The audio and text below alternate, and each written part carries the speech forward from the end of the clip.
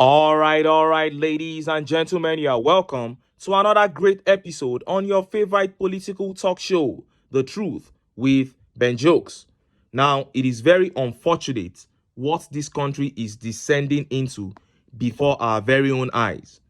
Nigeria is a country of over 200 million people, and it is a land so blessed. But this fraction of the population continues to drag the country down. And it has come to a point that telling yourself that you are a free citizen of this country is tantamount to self-deceit, because the people who should be accountable to you don't even know that you exist. They don't value your existence. We saw how under the previous administration, Buhari left this country for months, several months, without explaining to the people his whereabouts, and his aides and everybody didn't say anything to anybody. Yet he was running his life on taxpayers' money.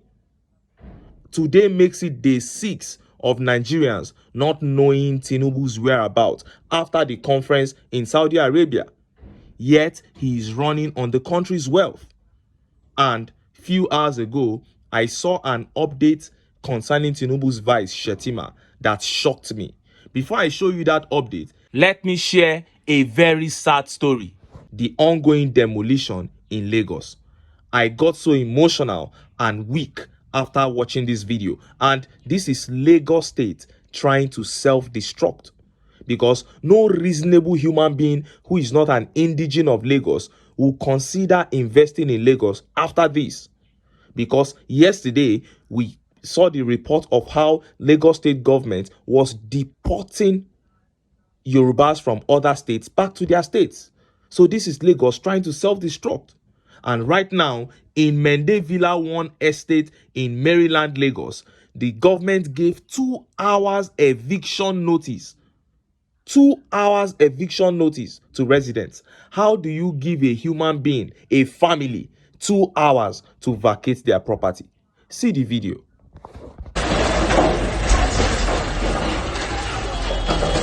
Happening right now at Mende Villa 1. Mende Villa 1.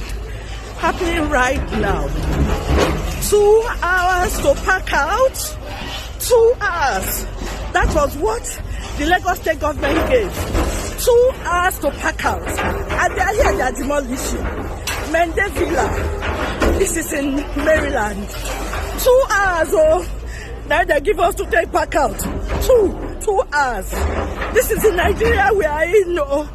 2 hours they get to pack out of us. Where do we want to put all these things to? Look, this is our property.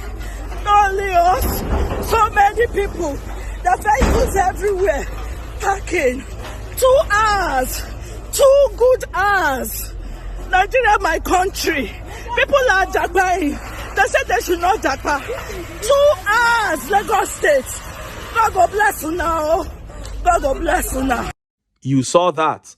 Who would not be scared to invest in Lagos now? And it is obvious that these demolitions are targeted at Igbo-dominated areas and areas where APC lost the 2023 elections woefully. The Igbos in Lagos are bona fide citizens of Nigeria. They live, work, and pay their taxes in Lagos. So they have the right to vote, and that was all they did. They never fought anyone. So why all these? And let us not even mention the fact that the contributions of the Igbos to the IGR of Lagos State is far more than that of any ethnic group. And this reminds me of the leaked audio of the conversation between SHETTIMA and former Ogun State Governor Ibikunle Amosun, where SHETTIMA said they plan to use the Buhari government to frustrate the Igbos. But we saw how that played out. They failed woefully because the Igbos moved from strength to strength, and so they will continue. I pray for divine succor for these families that have been rendered homeless at this critical time. I hope we'll be able to identify them on social media and help in our little ways, because I know the strength of Nigerians. When they gather to help people, you will be amazed at what people can do. Lagos will self-destruct. People are being increasingly encouraged to invest in their own states now, especially the Igbos. And it is only a matter of time. All those $1 million worth of investments made by Igbos and other ethnic groups in Lagos are now, according to APC and Lagos State government, a mistake, because you are now hostile to people who came to help you develop your own land. It is now time for people to invest more in their own states. Now, let us look at that report on TINUBU's vice, SHETTIMA. Look at how the papers reported it. SHETTIMA off to US as Nigerians await TINUBU's return. Kashim Shettima has departed Abuja for Dallas, United States, for the 2024 US Africa Business Summit.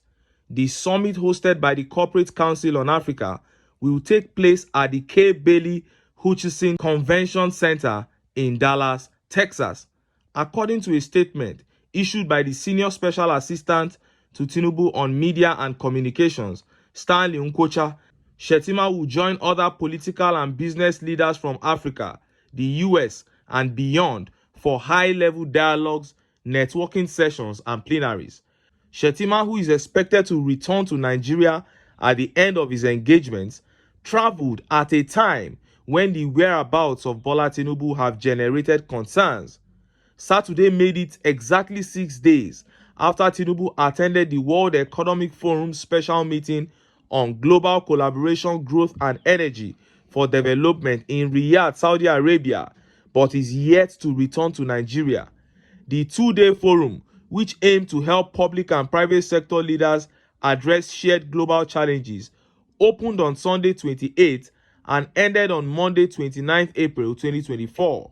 The presidency has not released any statement on what was holding Tinubu from returning to Nigeria. This has led to speculations in some quarters that Tinubu may have proceeded to Paris, France, where he had traveled to several times for medicals. However, two credible sources have independently told Daily Trust that he proceeded to London from the Saudi capital of Riyadh. One of our two sources, a highly placed official at the presidency, told one of our reports yesterday that the president is at the moment in London on a private visit.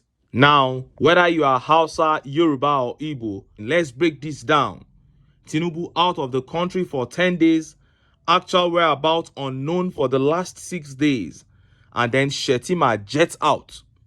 Correct me if I'm wrong, but I don't think this has ever happened since the commencement of the democratic dispensation in 1999. You look at the state of the nation, what should we talk about? Is it the economy or the petrol queues? Then when you look at everything around you and you hear that these two men are not even in the country at the moment, how do you feel? How serious are we as a people with the business of governance? Should we continue like this in the name of supporting our tribe and religion? Food for thought. In other news, Ikpeazu administration, OT, moves to recover money looted over non-existent Abia airport. Governor Alex Oti says he initiated a forensic audit of the Abia government's account to recover stolen public funds and not to witch hunt people. Mr. Oti disclosed this on Sunday during an interactive session with constituents of Isialangwa South State constituency in Mbosi, Isialangwa South LGA. The governor said upon assumption of office as governor, he established an audit with the primary objective of recovering stolen funds and not to send anyone to jail. He added that the report of the audit revealed that a lot of money was looted and stolen brazenly for non-existing projects, which include the Abia Airport project. The Abia governor added, "I am looking for the airport for which funds were moved from the coffers of the government for. The people concerned with the act of moving the airport project funds in question went to the media and began to say all manner of things.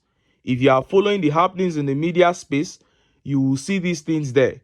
The problem with lying is that when you tell one lie, you will need another one to cover the first lie and need 3 more lies to cover the second one. We are looking for our money and we must find our money. If we don't find the airport, then they will refund our money. According to him, the government will not relent in improving the welfare of the citizenry through various progressive initiatives that facilitate socio-economic growth. He also mentioned that his government was determined to recover the funds and utilize it for the development of the state. Mr. Oti commended the House of Assembly member representing Isialangwa South, Roland Chiwendu, for playing politics of no bitterness. Immediately after the elections, he came to me to make it clear that as the member representing my constituency, he would work with me to move Abia forward. It is worthy of note that he is a member of the People's Democratic Party, and I commend him for that, the governor said. Now, we keep saying this. Governance is as easy as ABC if you have the political will to do right. Oti wants to recover Abia State funds. He is not concerned about sending anyone to jail.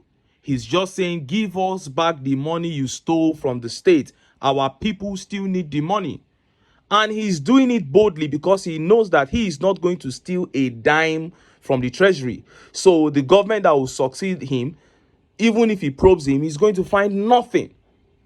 This is what Peter Obi would have done to the Buhari administration. An administration that printed 30 trillion in ways and means, and they can't account for it now. But under this administration, they are going to go scot-free. Only Emefiele is being held. Why? Because their hands are not clean too. They can't probe Buhari because they too are going to enrich themselves with the treasury, and they don't want a successive government to probe them. And that is how the circle is going to continue. And who suffers? The people. It is the people's future that are being mortgaged. And that is why we keep telling Nigerians that to get your future and your country back, you need to put sentiments aside and come together and get these guys out of power. But until then, make I still enter town. Make